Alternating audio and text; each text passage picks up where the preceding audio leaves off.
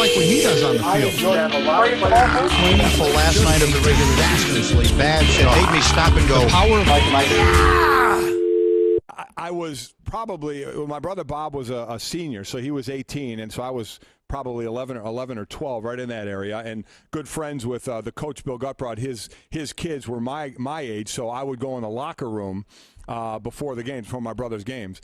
And so I was I went in the locker room at halftime before a particularly tough game. Bill Gutbrod, one of the most winning coaches in high school in Ohio.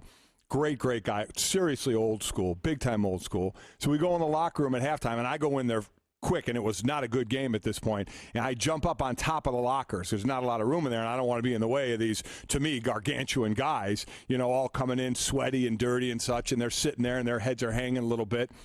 And the coach walks in, Bill Gutbrod, and I know I'm going to St. Joe someday, and I know this is the guy that's going to coach me. And he just walks up and down between the benches where the guys are sitting looking at him, just looking at him, not saying anything. And everybody's starting to get a little uncomfortable. And he just walking, and I'm scared to death, trying not to move on top of the locker. And then he just goes, "Where's the blood? Where's the blood?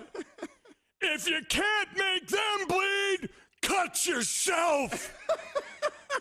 And I couldn't have not moved. I was scared to death.